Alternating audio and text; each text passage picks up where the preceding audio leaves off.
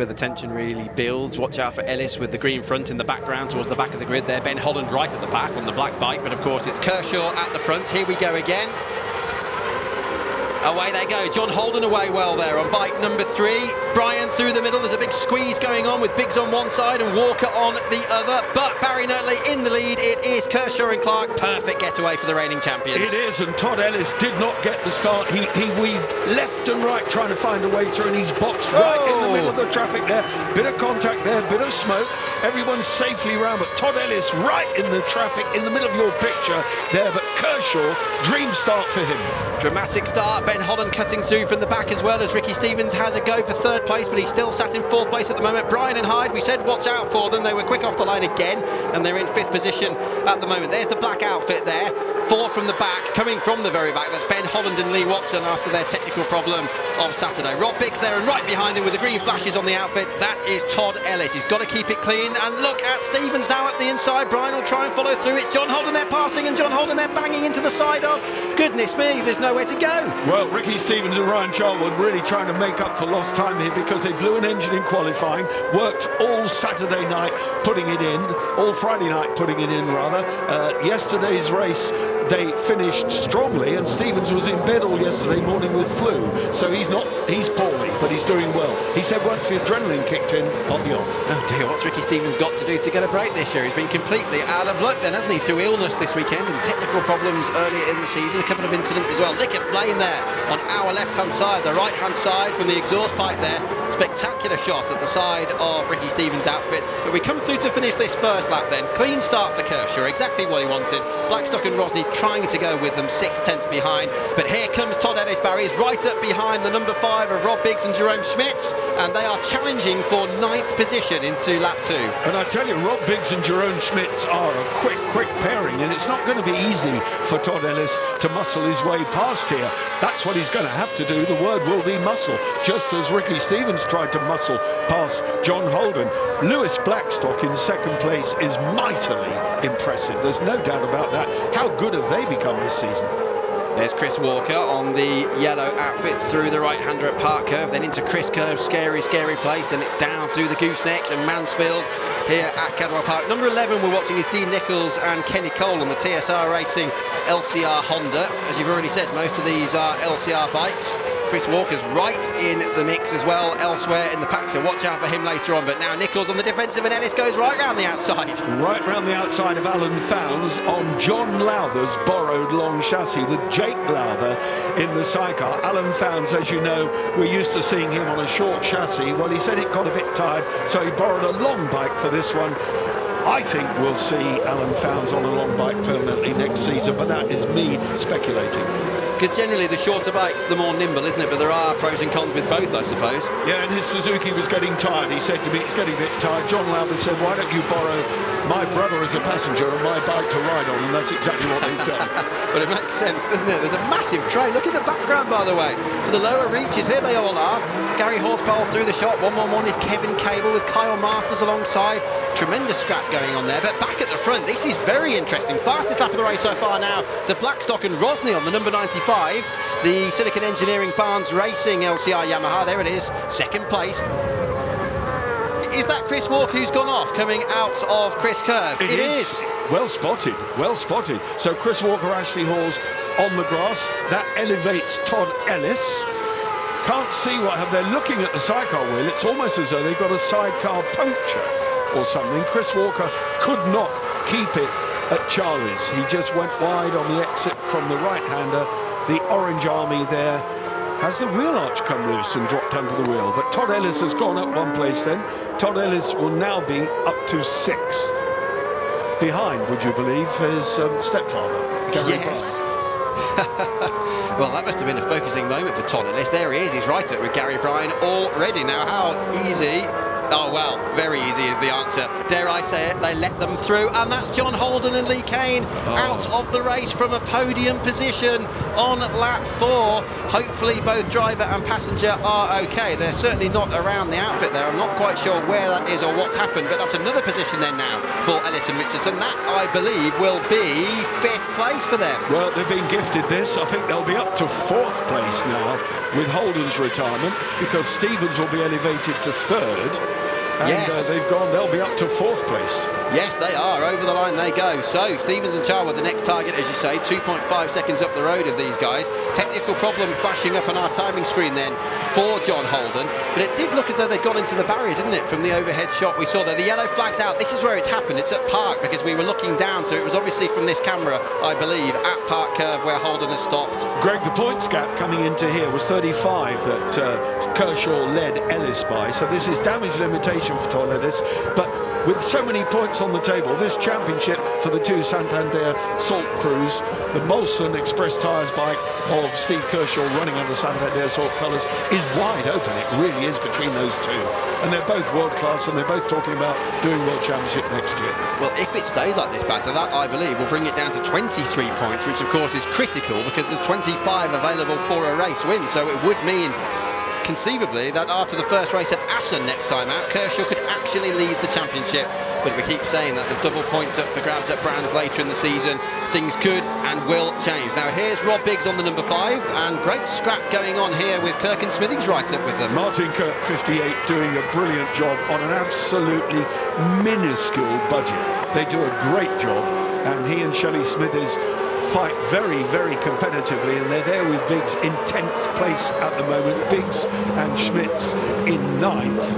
But it's just the most fantastic championship. And I have to say, with John Holden exiting, Ricky Stevens there, Blackstock and Rosney, they'll another crew that could well be on the world stage next year.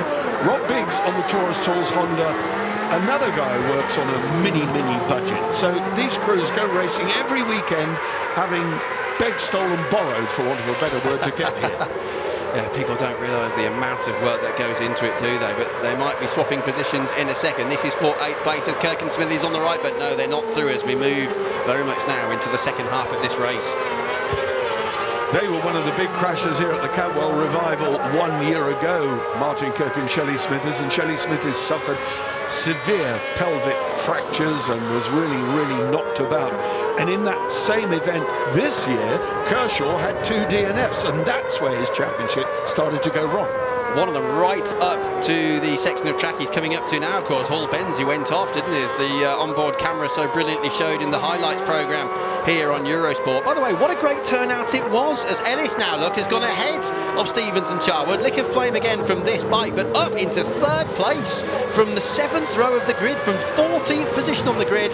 Yes, they've taken advantage of a few issues ahead, but you've got to be in it to win it. They've picked through the pack absolutely brilliantly, and at the bottom of the screen there, Todd Ellis and Charlie Richardson are now up into a podium position. Well, Ricky Stevens, former double champion, of course, he and Ryan Charwood, they'll be wondering, oh, that's the Craig Clark Senior and Craig Clark Junior on the City lifting Windle out of the running. That is another different chassis design, the Windle chassis.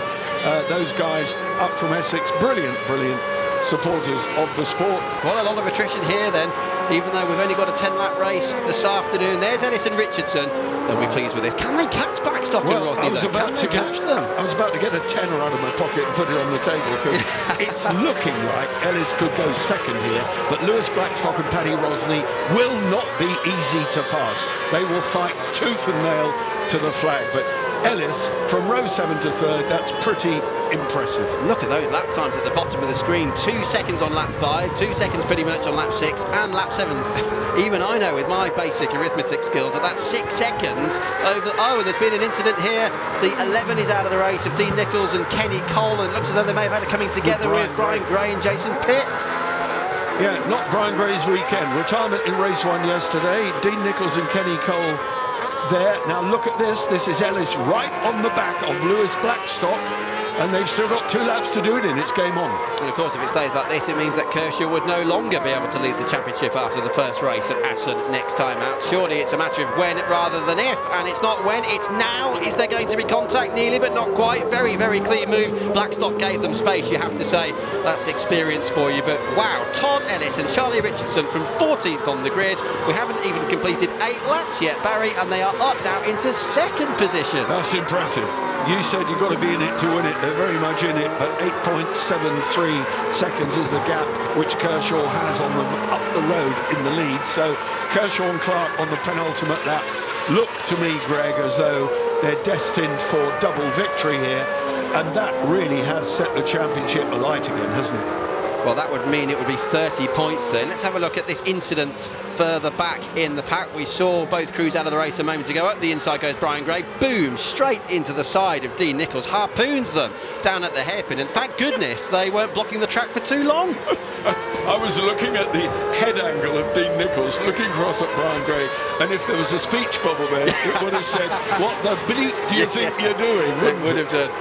A look over the shoulder from Steve Kershaw to see if his adversary, his teammate, well, he's 11.5 seconds behind. So Kershaw, fastest lap of 1:33.050, which is 3/10 shy of his lap record yesterday, which he set at 1:32.744. Well, what a performance it has been, helped by the fact, of course, that Ellis and Richardson were charging through from 14th on the grid, but Steve Kershaw and Stuart Clark do the double here at Cadwell Park, their 6th victory of the 2019 season, and this championship is well and truly alive. But Barry, despite the sidecar wheel dropping onto the grass momentarily there, what a ride from Ellis and Richardson. Absolutely phenomenal. They are world class, and the fact that last time out at Thruxton, both they and Kershaw comprehensively beat the reigning world champions, not once, not twice, but 3 times, just tells us both those crews are world-class material, and I look forward to them being on the world stage. The bad news is, if they're there, they won't be here. Having said that, I can tell you there's work behind the scenes to ensure that the calendars dovetail much more next year, so we might get the best of both worlds. Indeed, for example, the Worlds are at Assen, aren't they, this weekend, so there's a clash there. But Kershaw and Clark, 6 wins this season, and they just dropped it down to the tiny margin for them in this race of 10.6 seconds at the checkered flag. That was dominance with a capital D, but it's Kershaw and Clark 1, Ellis and Richardson 2. Blackstock and Rosney, they've had a very solid weekend indeed, haven't they? They've almost gone unnoticed, Bassett. But another podium for Blackstock and Rosney, and that will really boost their chances for 3rd in the championship as well. We'll see the standings in a moment to see just how close it is. But it was, what, 30 points separating 3rd down to 9th as they came into the weekend? Yeah, it was. So very, very close for those lower order placings, and now we've got it even closer at the top with a 30-point gap between Kershaw, and there you have Blackstock and Rosney. Modest guys, they get on with the job quietly. The Yamaha's well prepared, and they're a class act. They do the Barnes Silicon Racing team immense credit, as indeed does John Holden.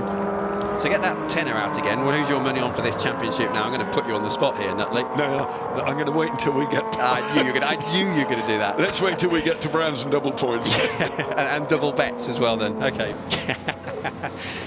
Right.